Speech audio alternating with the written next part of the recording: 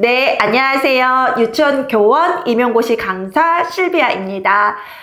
우리 2026학년도 대비 하반기 강의가 시작이 되었습니다. 하반기 강의는 6월부터 10월까지 진행이 되는데요. 6월 첫 시작 그 개강이 전국 모의고사로 진행이 됐습니다.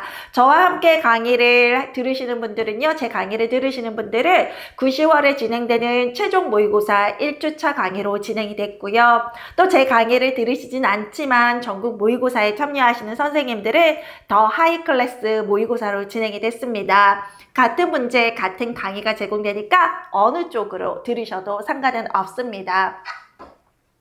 제가 올해 문제를 내면서 유치원 교직 논술 같은 문제는 정말 잘 낸 문제다 하고 냈었어요. 우리 선생님들 준비 얼마나 되셨는지 또 얼마나 잘 쓰셨는지 모르시겠지만 아마 2025학년도를 인용한, 그래서 기출 동형 문제이면서도 선생님들이 그 수준의 그 논술을 새롭게 써보실 수 있는 기회가 된 것 같고요.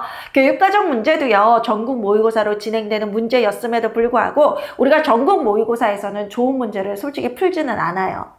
풀지는 않거든요. 왜냐하면 전국 모의고사 문제 같은 경우는 상을 풀어요, 상을. 근데 정말 수강생분들에게는 최상의 문제를 드려요. 그 이유는 아무래도 이 강사를 믿고 따라오시는 수강생분들이 합격을 하실 수 있게 도와드리는 것이 강사의 첫 번째 의무거든요. 그러니까 최상의 문제를 준비하고, 원래는 전국 모의고사는 상의 문제를 준비하는데 저는 이번 전국 모의고사 문제를 최상의 문제는 아니지만 상과 최상의 중간에 좋은 문제를 드리려고 많이 노력을 했고요.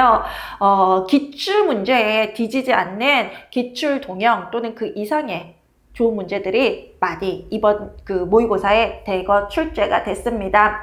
그래서 선생님들께서 작년에 어떤 실력을 다시 한번 체크해 보실 수도 있으시고요. 그리고 처음 제 모의고사를 보는 분들이라면 정말 그 지금 시험장에 딱 들어갔을 때 이 점수가 선생님들 점수일 거예요.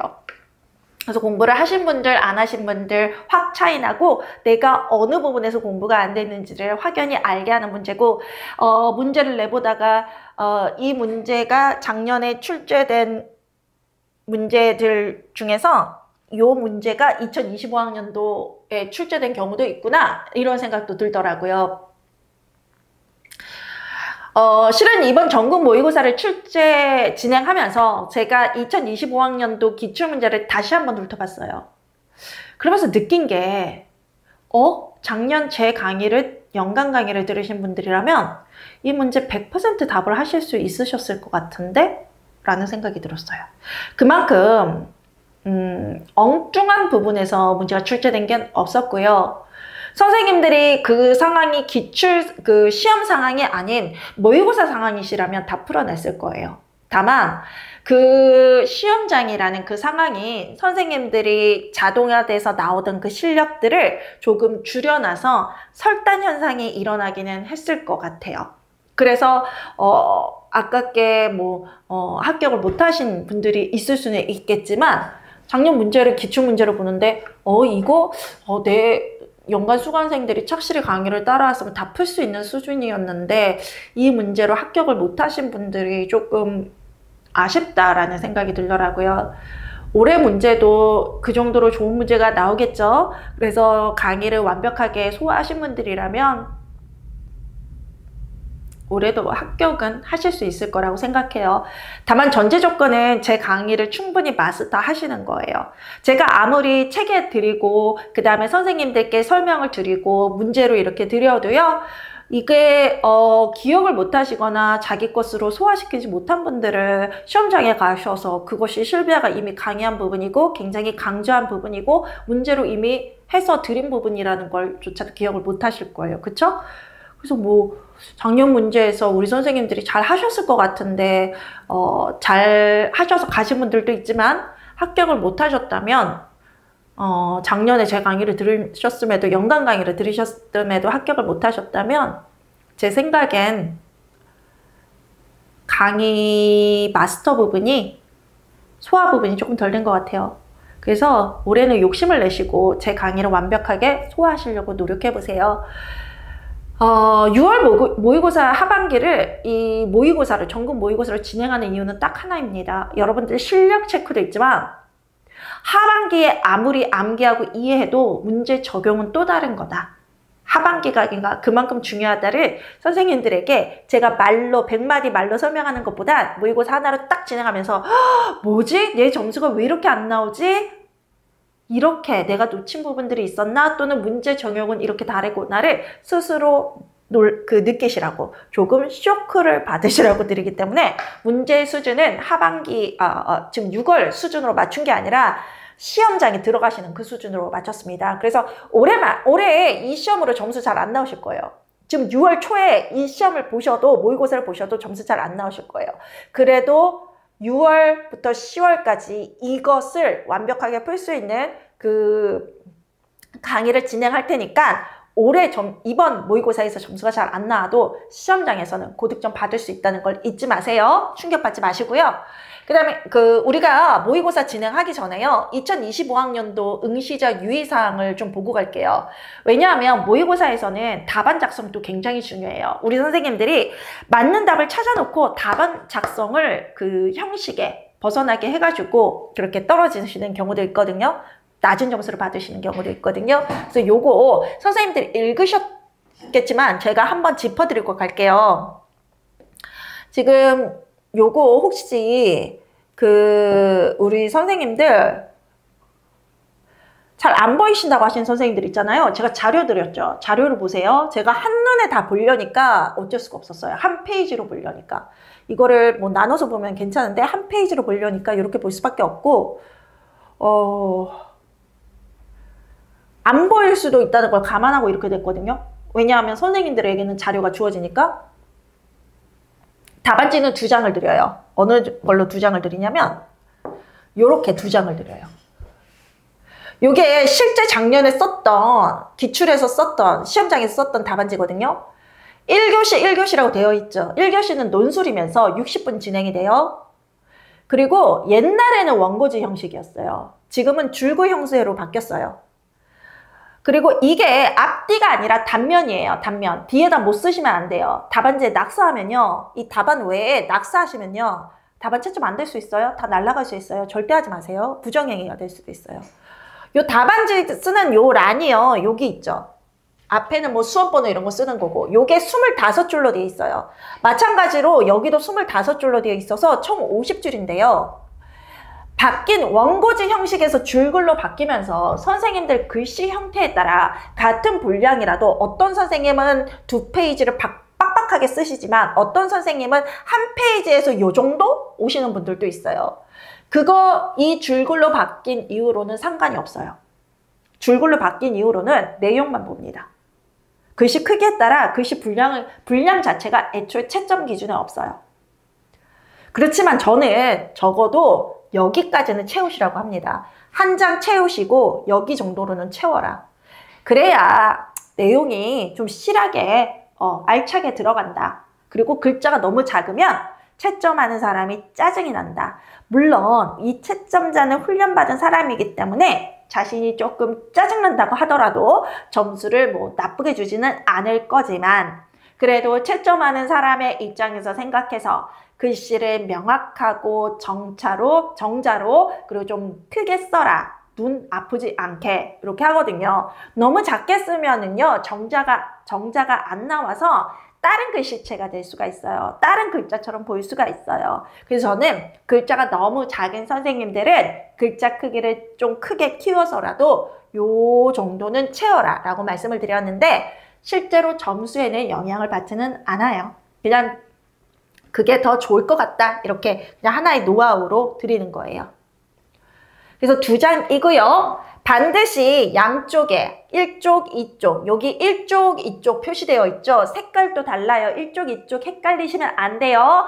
이쪽에다가 1쪽 답안을 쓰시면 안 된다는 얘기예요. 1쪽, 2쪽 맞춰서 쓰셔야 되고 여기에 성명, 그 다음에 수험번호 이런 거 선생님들이 기재하시는 거고 감독관 확인란, 결시자 확인란은 절대로 만지시면 안 돼요. 선생님들이. 선생님들은 성명과 수험번호까지만 체크하시고 답안을 작성하시면 돼요.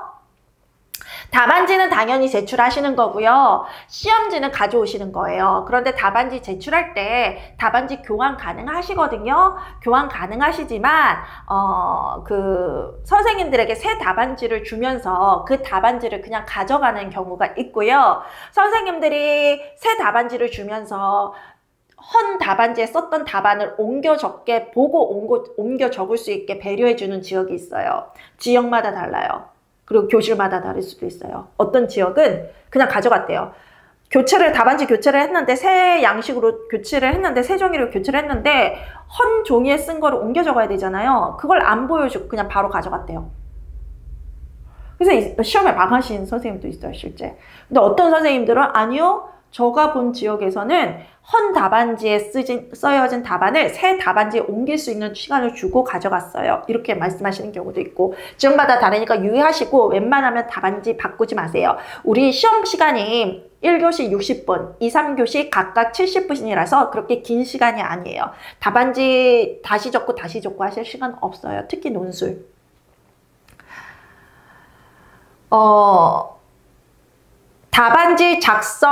답안 작성 유의사항 및 배점을 꼭 읽어보라고 되어 있고요. 검은색 필기구 사용하라고 되어 있어요. 그 다음에 답안지에는 하위 문항의 번호 또는 기호와 함께 답안을 작성하라는데 요거는 뭔지 알려드릴게요. 뭔지 알려드리는데 우리가 논술이 크게 한 문제예요. 근데 큰 한 문제 안에 작은 하위 문항이 3개 또는 4개가 있어요. 그 하위 문항에도 반가로 번호가 붙거든요. 답안 작성할 때 그 반가로 번호를 쓰고 답안을 작성하셔야 돼요. 그런데 그 하위 문항의 번호 외에 다른 기호는 절대 쓰시면 안 돼요. 쓰지 말라고 나와 있어요. 그 다음에 밑줄 긋지도 말라고 되어 있어요.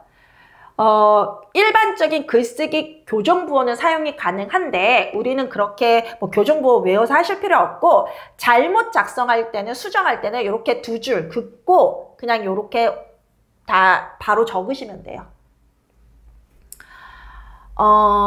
답안지 교체는 가능하지만 하지 말라고 말씀드렸어요. 왜냐하면 시간이 부족해진다. 그리고 시험 종료 전까지 답안 작성을 완료하라 그랬는데요. 시험 종료 벨이 울리잖아요. 그 이후 답안 작성은 부정행위로 간주된다 되어 있고요. 작년에 시간이 많이 부족하셨어요. 작년 논술 시험에, 논술이나 뭐 교육과정 시간에 작년이 유독 시간이 부족했대요. 뭐 논술도 논술이지만 교육과정 시간에 서술형이 많아서 풀었는데도 다 못 쓰신 분들이 있다고 하더라고요. 그 분들이 시험 종이 울렸는데도 계속 썼나 봐요. 그래서 어느 지역에서 굉장히 분위기가 험악해지고 감독관들이 빨리 펜 놓으세요! 막 이런 식으로 굉장히 강력하고 굉장히 강압적인 무서운 분위기로 갔었대요.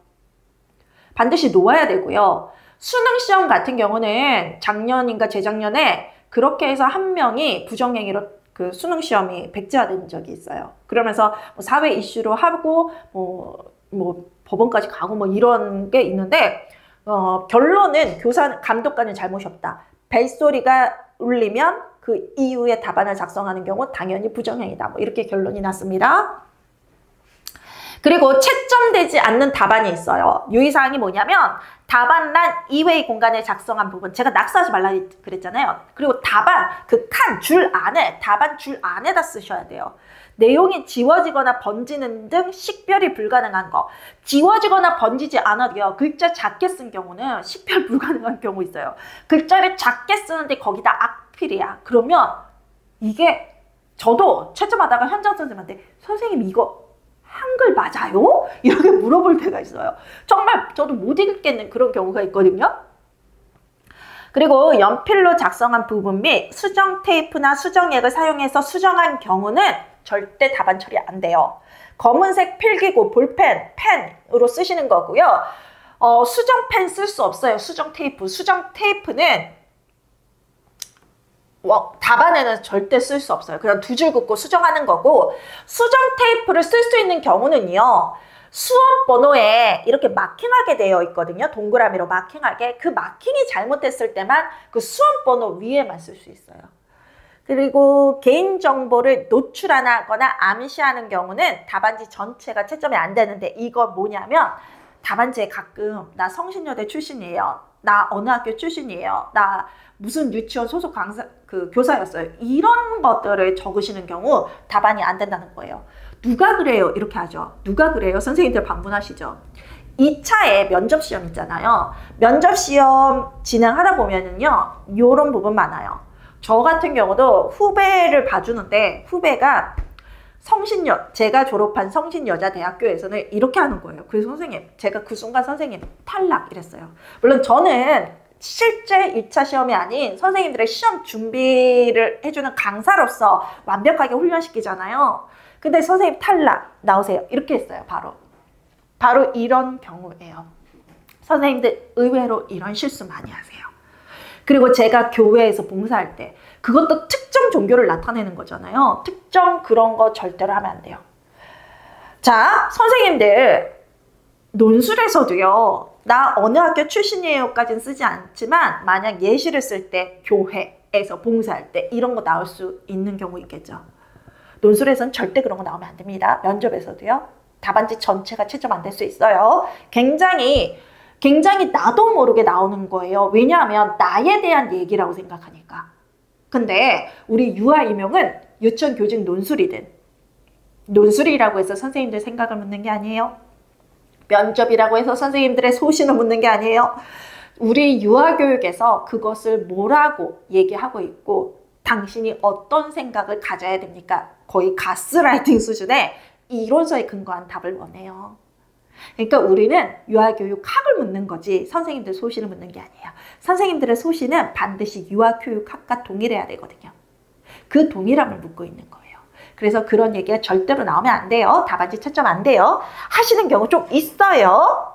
아주 100명 중에 1명은 나오는 실수입니다. 그래서 이렇게 있고요. 그 다음에 교육과정, 유치원 교육과정도 마찬가지 얘기들이 나오고 있어요. 하위 문항이나 교육과정 문제 같은 경우는 5점짜리가 큰 한 문제인데요. 이 5점짜리 안에